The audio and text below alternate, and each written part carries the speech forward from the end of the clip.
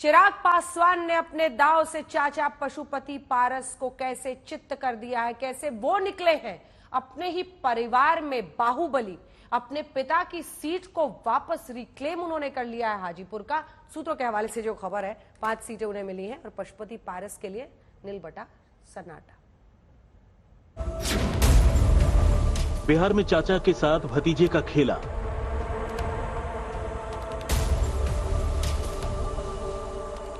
चिराग को 5 सीट, पशुपति को सीट नहीं।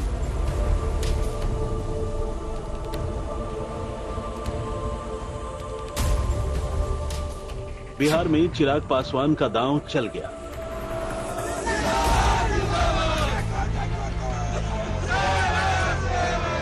एनडीए में सीट शेयरिंग का पेंच सुलझ गया। ये 2 तस्वीरें बताने को काफी हैं कि चिराग पासवान की डील फाइनल हो गई। आज बीजेपी अध्यक्ष जेपी नड्डा के साथ मुलाकात हुई और चिराग ने बड़ा ऐलान कर दिया।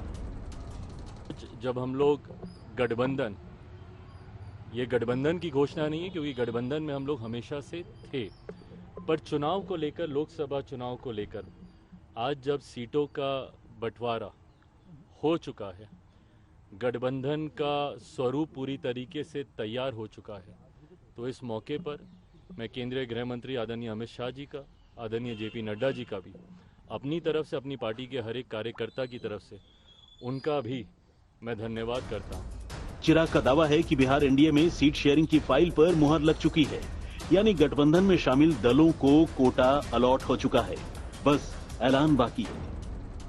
मुझे लगता है बहुत जल्द गठबंधन के तमाम साथी वो सब एक साथ बैठकर न सिर्फ सीटों की बल्कि सीटों का चयन भी हो चुका है, उसकी भी घोषणा हम सब साथ मिलकर करेंगे। सूत्रों से मिली जानकारी के मुताबिक चिराग पासवान की पार्टी को 5 सीटें मिली हैं।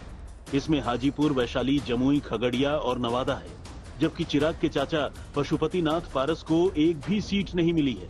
सूत्रों के मुताबिक पशुपति पारस के सामने राज्यपाल या एक राज्यसभा सीट का प्रस्ताव रखा गया। अब गेंद पशुपति पारस के पाले में है, यानी वो एनडीए में रहेंगे या छोड़ेंगे। चिराग पासवान से जब चाचा पशुपति के बारे में पूछा गया तो उन्होंने ये कहते हुए सबको चौंका दिया कि चाचा एनडीए में हैं या नहीं, उन्हें नहीं पता। मुझे नहीं पता कि वो गठबंधन का हिस्सा है नहीं है, ना ही वो मेरी चिंता में है। हाँ, इतना मैं कह दूं कि मेरे पास किसी का कोटा नहीं है।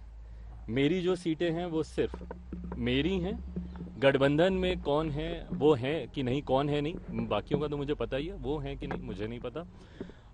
बट हाँ, मेरे पास किसी के कोटे की सीटें नहीं हैं। सूत्रों से मिली जानकारी के मुताबिक 17 सीटों पर बीजेपी चुनाव लड़ी, 15 सीटों पर जेडीयू, 5 सीटों पर चिराग की पार्टी और 1 सीट जीतन राम मांझी के खाते में और 2 सीट उपेंद्र कुशवाहा के खाते में जा सकती है।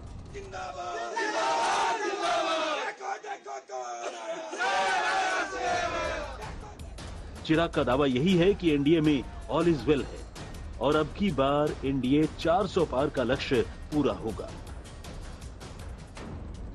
आने वाले दिनों में लोक जनशक्ति पार्टी रामविलास सिर्फ और सिर्फ एक ही लक्ष्य के साथ इस रण में उतरेगी कि बिहार की 40 सीटें हमारा एनडीए गठबंधन जीतेगा और देश में 400 सीटें जीतने का जो लक्ष्य है, ईमानदारी से मैं बोलूं, मुझे कई बार ये लक्ष्य छोटा भी लगता है और ये ओवर कॉन्फिडेंस नहीं है।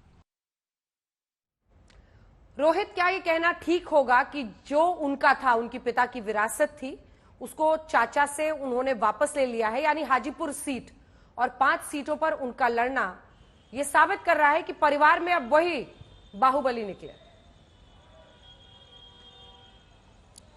बिल्कुल अंजना, देखिए हम पिछले 1 सप्ताह से इस पर चर्चा कर रहे हैं चाचा भतीजे के लड़ाई को लेकर, और आज आखिरकार बीजेपी ने फैसला ले ही लिया। कल रात तक जो है हमें जो जानकारी मिली थी कि मनाने की कोशिश की गई दोनों पक्षों को कि किसी तरीके से सुलह सफाई कर लीजिए और दोनों पार्टी जो है मर्ज हो जाइए और एक लोक जनशक्ति पार्टी बन के आप 5-6 सीट लीजिए। लेकिन जब दोनों नहीं माने तो आज आखिरकार बीजेपी ने चुन लिया कि उनका भविष्य का साथी बिहार में कौन होने वाला है, और चिराग पासवान में ही उन्हें अपना भविष्य दिखता है। युवा चेहरा है, आगे उनकी 30-40 साल की राजनीति भी जो है बीजेपी को शायद नजर आ रही होगी, और जिस तरीके का जन समर्थन उन्हें मिलता है उनकी रैलियों में, उससे भी लगता होगा बीजेपी को कि भविष्य जो है चिराग पासवान के साथ उनका हो सकता है।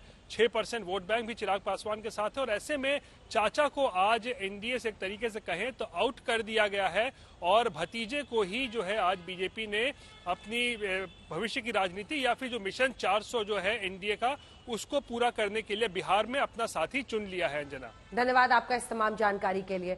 ये साफ है कि अब चिराग पासवान एनडीए के साथी के तौर पर, क्योंकि पिछली बार भी विधायक सांसद उनकी पार्टी के 6 चुनकर आए थे, वापस उनको 5 सीटें मिलना एक बड़ी कामयाबी है। वहीं चाचा के लिए बहुत बड़ी मुश्किलें। अब कई खबरें ऐसे भी आ रही हैं कि आरजेडी के संपर्क में जा सकते हैं, क्या हाजीपुर से अपने ही भतीजे के खिलाफ लड़ेंगे। बहरहाल इन सब पर नजर रहेगी।